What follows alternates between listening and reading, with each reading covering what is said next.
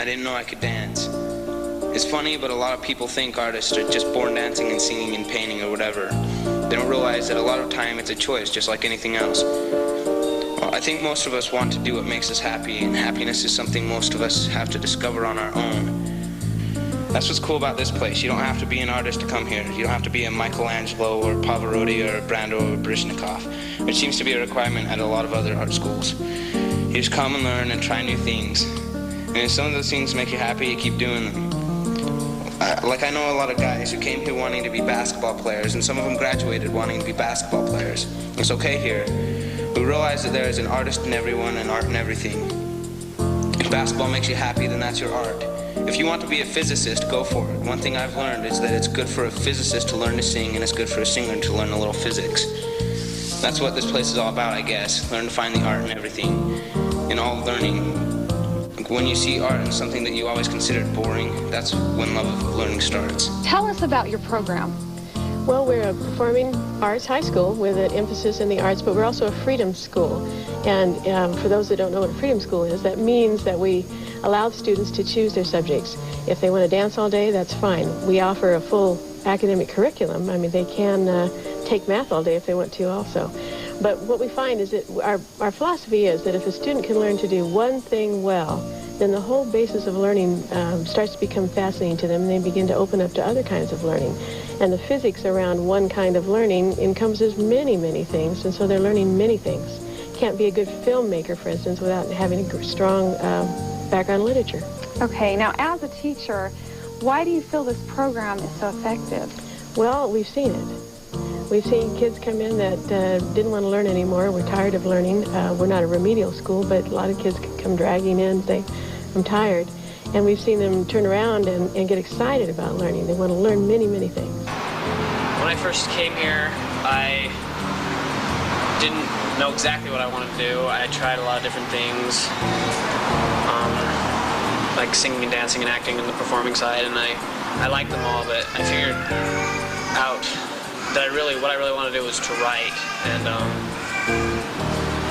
so I went to a couple of English classes here, and I noticed a big difference in that at public school in English, we'd focus a lot on the great writers of the past and present, which is really good, but they didn't focus so much on creating new writers. We never really got to say or write how we felt about things or the world, or write stories or what have you. And I noticed that the first thing when I came here was that that's what we did. We were allowed to create. We were allowed to have the freedom to express our ideas, and so that really opened me up to writing. And I started to write things, and I wrote something for one of my teachers, and she saw that I had some ability, and immediately she went to the artistic director and to the music director and talked to them and told them that I wanted to write. And then, you know, the next thing I knew, they came up to me and asked me if I wanted to write the next production for the school. And I was only 16, and so that's a pretty big thing for a 16-year-old to do. And I said yes, I'll do it. And it turned into a musical. It was Dracula, and I think it was the hardest thing I've ever done in my life. I directed it and I wrote it and I acted in it. But instead of just sitting in a class learning about people who already could write, they actually gave me the opportunity to write. And I think I grew about 2 years and 3 months just doing the show. So I guess that's what the school is all about. They give you the opportunity to actually have a hands-on experience with things you love and things you know, and I think that's the best way to learn.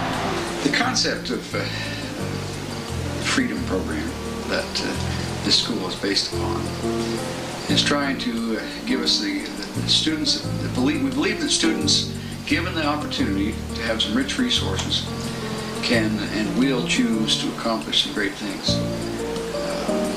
That's what we've tried to put into place. That's what the beliefs have been. I think it's been quite successful. Sometimes it makes us a little nervous as we think about some of the options, and you know, so we don't require that you have to take so much of this and so much of that. But overall, we found that if they're given enough scope and some good people to work with, they develop the skills that they need to do that and more. Watch what people have done. And some of the students that accomplishments have gone far beyond what you could ever require them to do.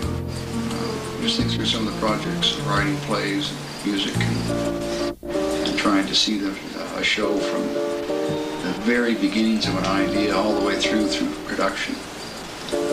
That's been a great accomplishment. It's been exciting to see.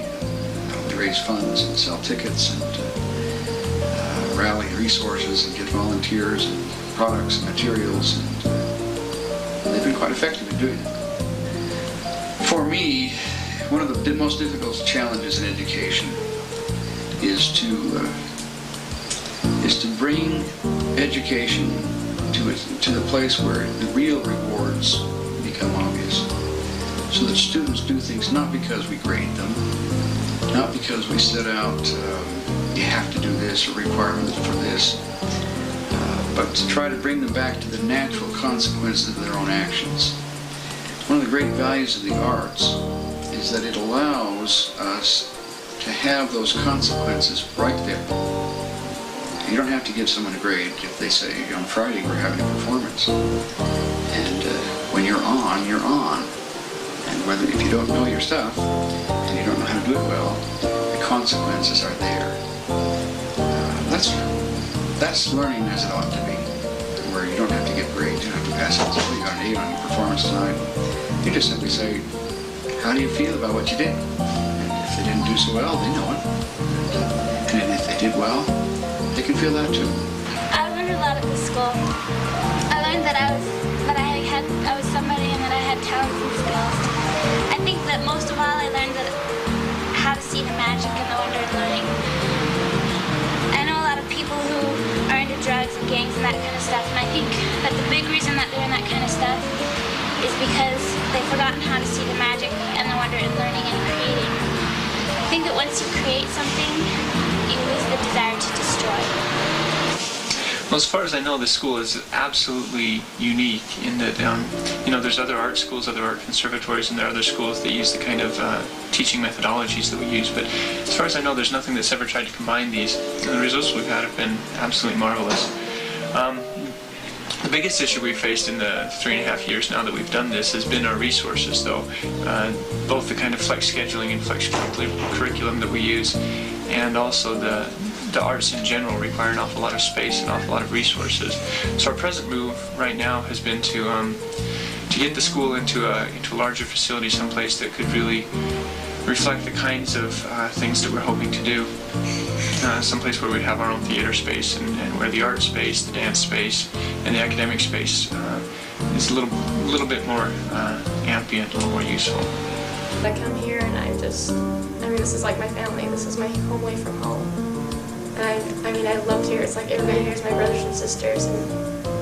And what's really great about it is they love me back.